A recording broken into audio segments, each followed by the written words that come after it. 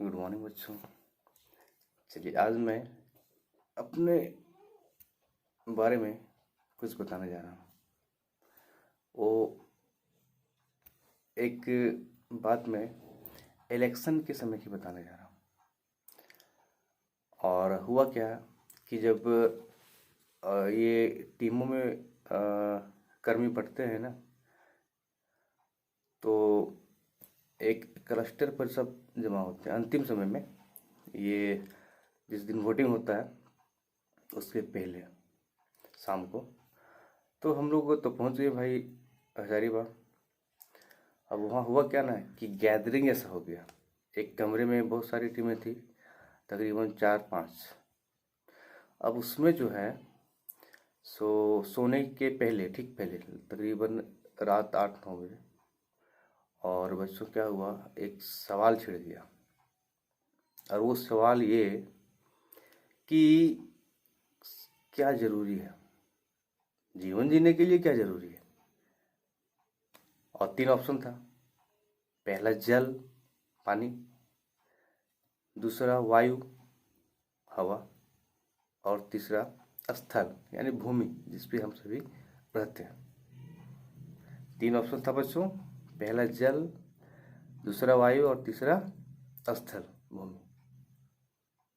अब मैंने तो भाई पहले ही बोल दिया वायु हवा जिससे हम सांस लेते हैं, किसी ने कहा जल,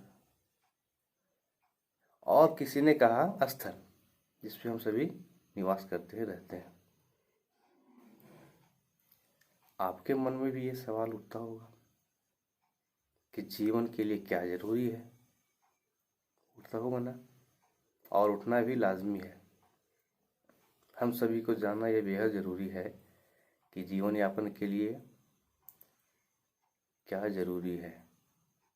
क्या तीनों जरूरी है, या केवल जल, या यूं कहें केवल वायु, या यूं कहें केवल स्थल से ही काम चल जाएगा, जीवन यापन संभव हो जाएगी। आज हम लोग इसी संबंधित टॉपिक का अध्ययन करेंगे बच्चों, और जानेंगे कि मानव जीवन के लिए, पेड़ पौधों के लिए क्या जरूरी है। तो तैयार है ना? चलिए ओके, हम लोग आगे बढ़ते हैं। और सबसे पहले शुरुआत करते हैं दोस्तों कि जैव मंडल, आज का टॉपिक है क्लास 6 के लिए, पृथ्वी के प्रमुख परिमंडल। और सबसे पहले हम लोग जानेंगे जैव मंडल क्या है। जी हाँ बच्चों, जैव मंडल, इसमें सीधा सीधी हम लोगों को जानना है कि जहाँ पर जीवन यापन करने के लिए, चाहे मानव हो, चाहे पेड़ पौधे हो, चाहे पशु पक्षी हो, इन सबों के लिए जहाँ जीने के लिए अनुकूल परिस्थितियाँ मौजूद हो।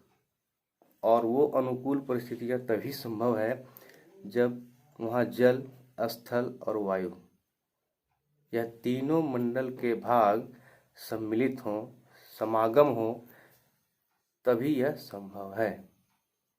इसको हमने एक फिगर से दिखाने का प्रयास किया है बच्चों, आप ध्यान देंगे थोड़ा सा, बहुत ही अच्छे तरीके से आप देख सकते हैं। सबसे ऊपर है वायुमंडल, उसके ठीक बाद जलमंडल और फिर स्थल मंडल।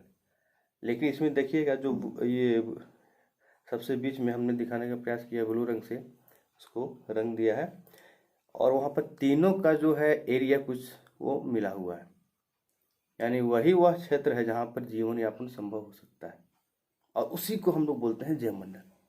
बस ठीक है बच्चों, इसके आगे थोड़ा सा हम बढ़ते हैं और देखते हैं कि अब ये तीनों जो मंडल है उसमें क्या क्या खासियतें हैं, इनकी क्या क्या विशेषताएं हैं। तो सबसे पहले देखते हैं दोस्तों जल मंडल। हम सभी पहले भी जान चुके हैं पिछले कक्षाओं में कि पृथ्वी के लगभग 71% भाग पर जल ही जल है, जल ही जल, और इसी कारण इस ग्रह को नीला ग्रह कहते हैं। क्लियर है? आगे बढ़ते हैं कि इसका जल जो सब विभिन्न रूपों में विद्यमान है, चाहे महासागर हो, झील हो, हिमनदी हो तथा जलवाष्प हो। यहाँ पे गौर करने वाली बात यही है कि पृथ्वी पर पाए जाने वाले जल का 97% जो भाग है वो महासागरों में है। और महासागरों का जल तो भाई खारा है, पीना तो संभव नहीं है सीधे रूपों में।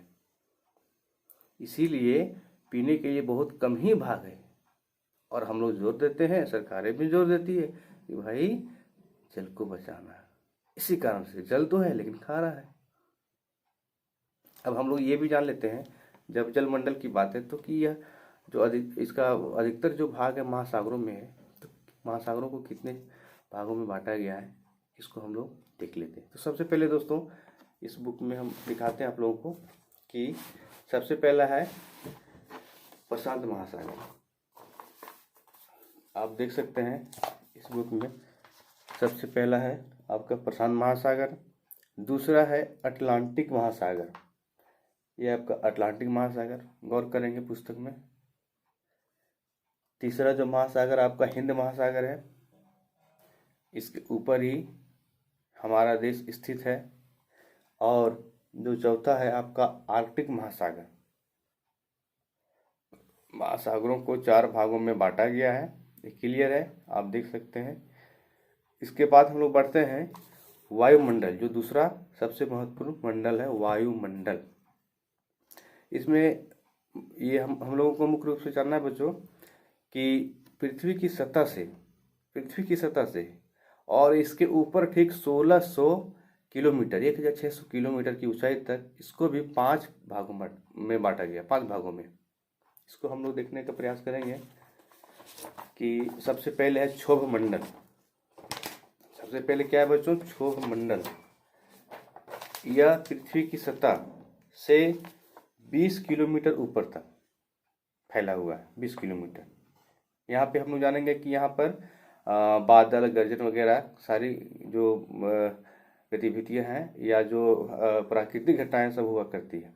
इसके ऊपर ठीक 20 किलोमीटर से 50 किलोमीटर की ऊंचाई तक समताप मंडल है।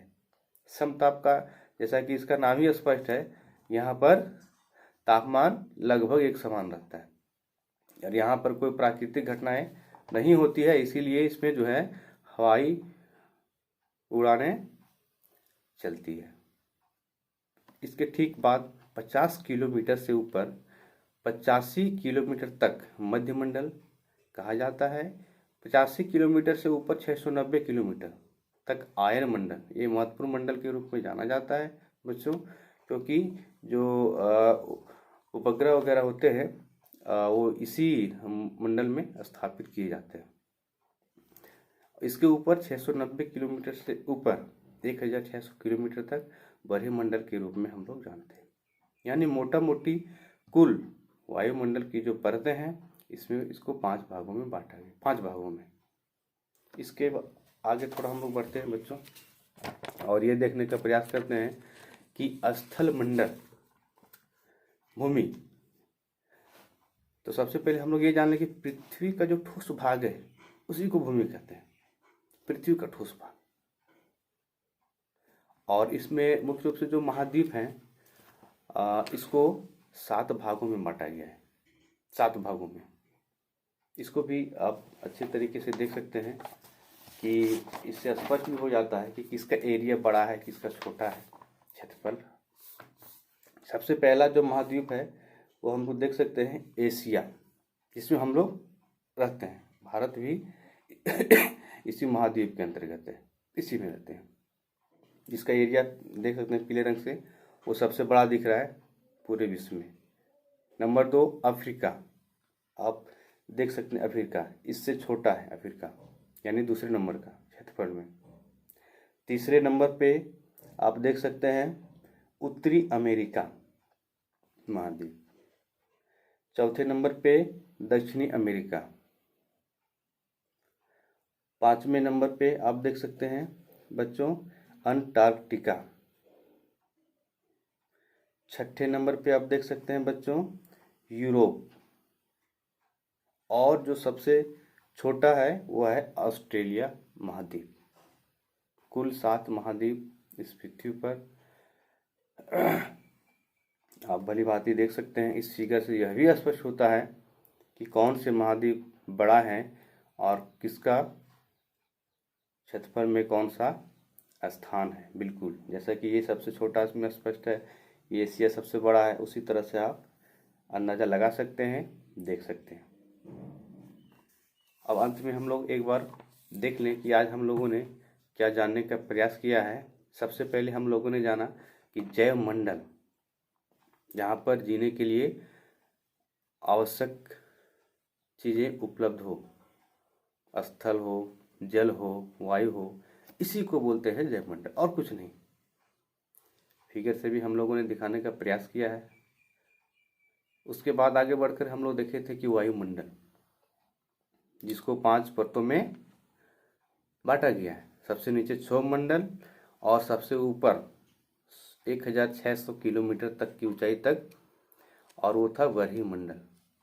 उसके बाद हम लोगों ने स्थल मंडल के बारे में भी देखा था कि महाद्वीपों में बांटा गया है, जो कि संख्या इसकी 7 है। सबसे बड़ा जिस महाद्वीप में हम लोग रहते हैं एशिया, और सबसे छोटा ऑस्ट्रेलिया तक, कुल महाद्वीपों की संख्या 7।